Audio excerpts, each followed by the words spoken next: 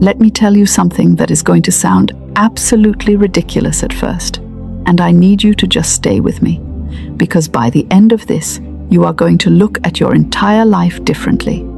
Are you ready? Here it is. You already have everything you want, right now, as we speak.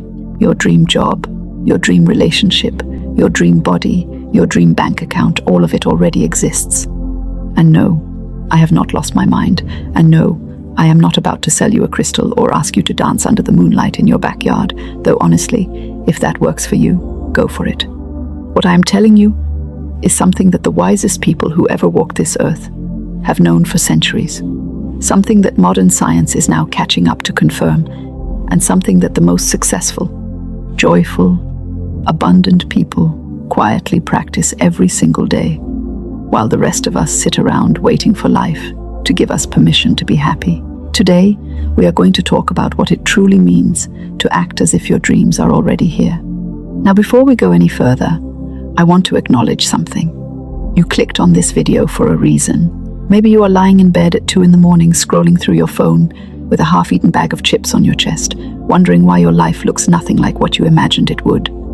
Maybe you have been wanting the same thing for so long that you are starting to feel a little embarrassed about still wanting it. Maybe you have tried the vision boards, the affirmations, the journaling, the waking up at 5 in the morning only to fall back asleep at 5:15, and nothing seems to be working.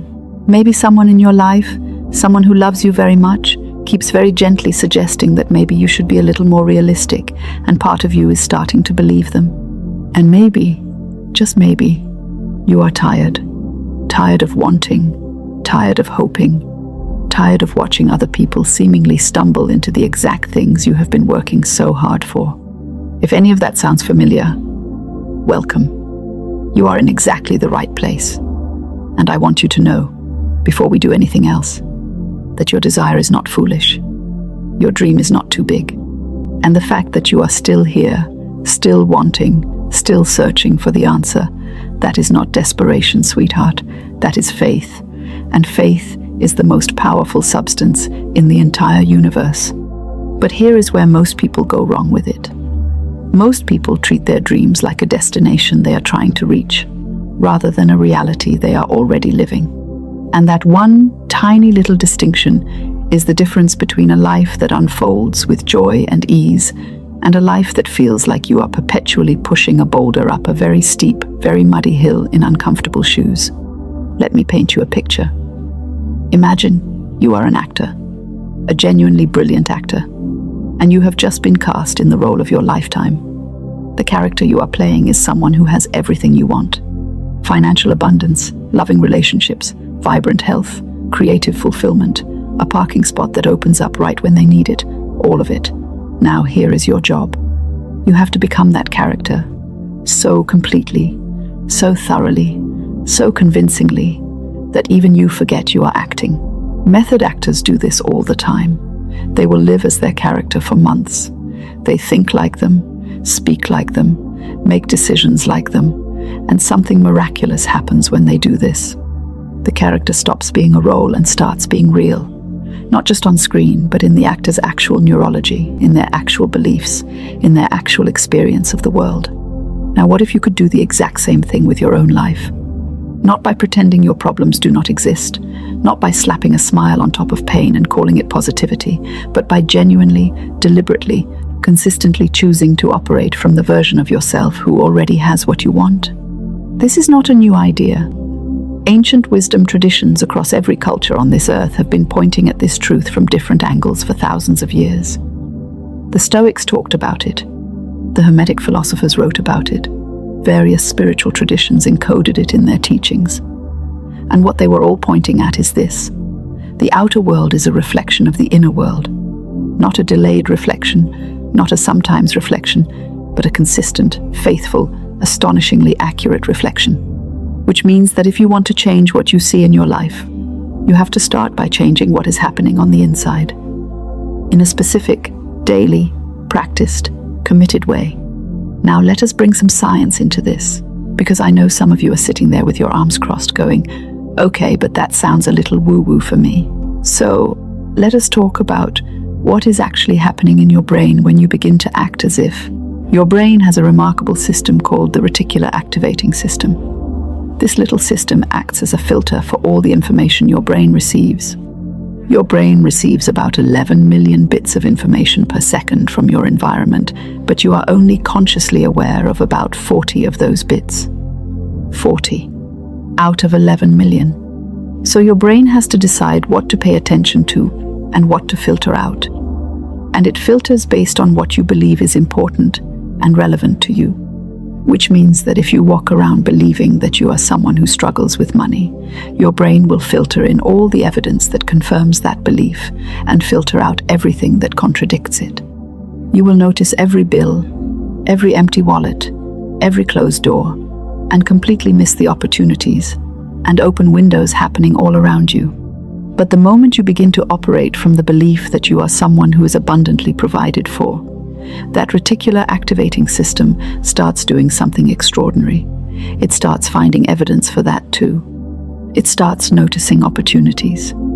It starts flagging coincidences. It starts lighting up pathways that were always there but invisible to you before. This is not magic. This is neuroscience, and it is absolutely magnificent. There is also something called neuroplasticity, which is the brain's ability to literally rewire itself based on repeated thoughts and experiences. When you consistently think a thought, the neurons that fire together, wire together. They build stronger and stronger pathways, which means that the thoughts you think most often become your brain's default setting. They become what feels normal and inevitable. So if you have been thinking thoughts of lack, limitation, and impossibility for a long time, those pathways are thick and well-worn. They are the mental equivalent of a highway, and a new thought, a thought of abundance and possibility and already having, that starts out as a tiny footpath through the wilderness, barely visible, easy to miss. But every time you walk that path, every time you choose that thought, every time you act from that new belief, the path gets a little wider, a little more worn, a little easier to find. And eventually, with enough consistency and conviction, that footpath becomes a highway too. This is why acting as if is not about lying to yourself. It is about deliberately building new neural pathways. It is about choosing, moment by moment, which version of yourself you are going to inhabit. And it is the most powerful thing you can do for your life. So let us get practical. Because theory is wonderful, but what you need right now is something you can actually do today. The first thing I want you to understand is that acting as if does not mean denying what is real. I am not asking you to look at your empty bank account and pretend there is money in it. What I am asking you to do is change how you feel in your body right now. Because here is the truth. What you are really chasing with every dream, every goal, every desire is a feeling. You want the money because of how you think it will make you feel. Free, secure, powerful. You want the relationship because of how you think it will make you feel. Loved, seen, cherished. You want the career because of how you think it will make you feel. Purposeful, creative, fulfilled. And here is the extraordinary thing. You do not have to wait for the external circumstance to generate the feeling. You can generate the feeling first. And when you generate the feeling first, you actually accelerate the arrival of the external circumstance, because like attracts like. Feelings of abundance attract abundant experiences. Feelings of love attract loving relationships. Feelings of confidence attract confident opportunities. So here is your first practical step. Every single morning, before you get out of bed, before you look at your phone or check your email, spend 5 minutes inhabiting the feeling of your dream already being real. Not thinking about it, feeling it. Think of a real memory where you felt the feeling you are chasing. Maybe it was a small version of it, maybe it was in a different context, but the feeling was there. Go back into that memory, not just mentally, but physically. Feel it in your chest, in your stomach, in your shoulders, in your breath. Let it be as vivid and real as you can make it. And then, from inside that feeling, think about your dream as already done, already here, already real. Notice how different that feels compared to thinking about your dream from a place of lack and longing. That difference in feeling is your work. That is the actual practice. Simple, but not easy. And simple does not mean insignificant. The second practical thing is your language. The words you use are not neutral. They are declarations. They are instructions to your subconscious mind and to the entire magnificent machinery of your inner world.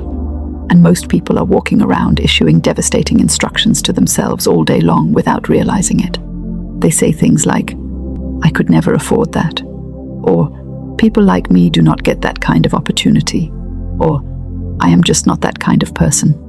And every time you say these things, you reinforce those thick neural highways of limitation. So become conscious of your language. When you catch yourself saying something that belongs to the old version of you, gently redirect it. Instead of, "I could never afford that," say, "I am learning to create more abundance in my life." Instead of, "I am terrible with relationships," say, "I am becoming someone who gives and receives love with ease." Instead of, "I am just not that kind of person," say, "I am deciding who I am becoming." The first set closes doors. The second set opens them.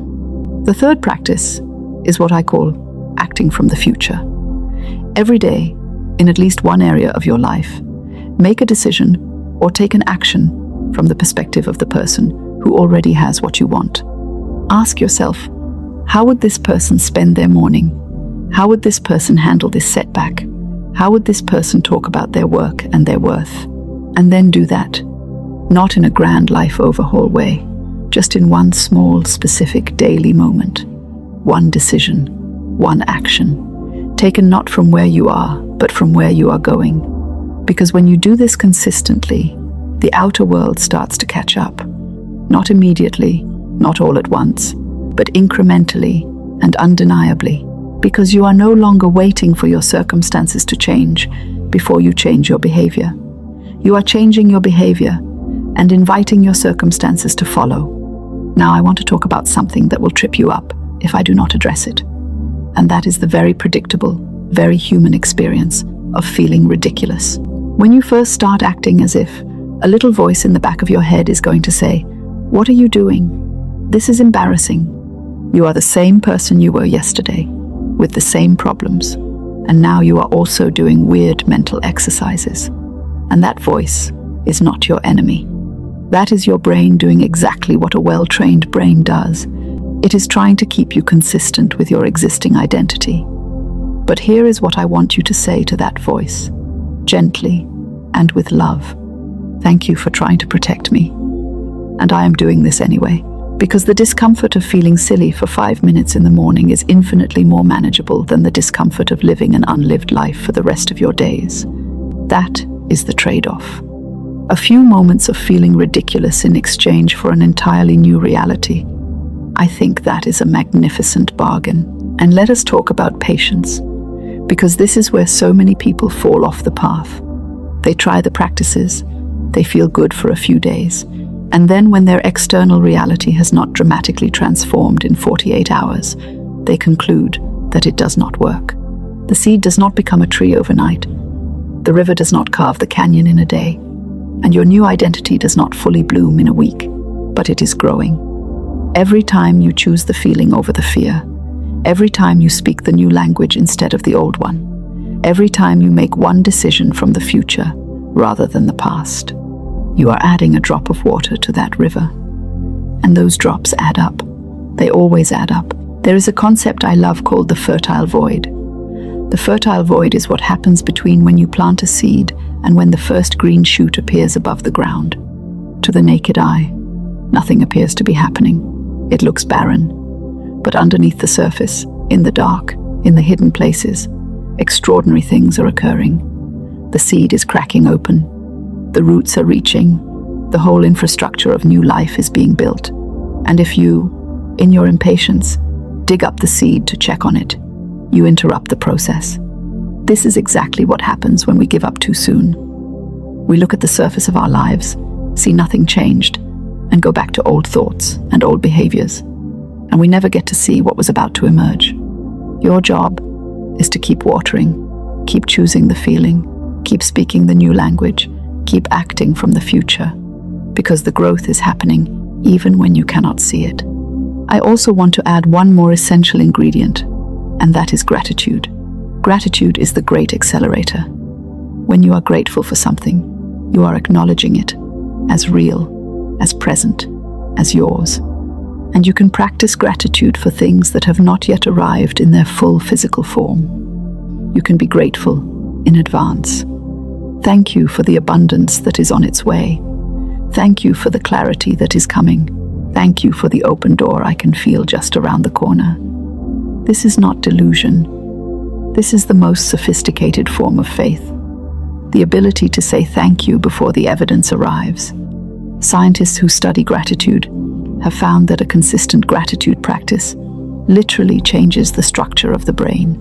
It increases positive emotion, lowers stress, and increases the neurotransmitters of joy and connection. In other words, gratitude makes you feel better, think more clearly, and creates the exact internal environment in which your dreams can most easily take root. Now, let me close with the most important truth of all of this. The truth underneath all the science and all the practices and all the philosophy. You are not trying to become worthy of your dream. You already are. The dream exists because you are meant to have it. The desire that lives inside you is not an accident and not a cosmic tease. It was placed there because it belongs to you, because it is pointing you toward your highest expression. The life that you can imagine, that life that feels so real when you dare to think about it, that is not a fantasy. That is a possibility. And every genuine desire contains within it the seed of its own fulfillment. Your job is simply to believe that, to act like it is true, to show up every day as the person for whom that truth is self-evident, and to keep going, even on the days when it feels impossible, even on the days when the evidence seems to disagree, even on the days when the little voice says, "Who do you think you are?" Because who you are is magnificent. Who you are is capable. Who you are is worthy of everything beautiful that you have ever dared to want. And the universe has been waiting, with extraordinary patience and extraordinary love, for you to simply agree. So, agree. Today, right now. Decide that it is real. Decide that it is coming. Decide that you are the person it is coming to. And then go live like that is true, because it is. Here is what I want you to do right now before you close this video. Pick one practice from what we talked about today. Just one. The morning feeling practice, the language shift, the one decision from the future, or the gratitude before bed. Pick one and commit to doing it for the next 7 days. Not forever, just 7 days. And then come back here and tell me in the comments what happened, what shifted, what surprised you, because I genuinely want to know. Your experience matters. Your dream matters. And I am rooting for you with everything I have. If this conversation touched something in you, share it with someone who needs to hear it. And if you want more conversations like this one, more truth, more humor, more practical wisdom about how to live the most magnificent version of your life, then stay close and subscribe, because we are just getting started. I am so glad you are here. I am so glad you clicked on this video and stayed, because that decision, that one small act of showing up for yourself today, is the beginning. And beginnings are everything. Go now, act as if, and know with absolute certainty that the world is already conspiring magnificently on your behalf. It always has been. You just get to see it now.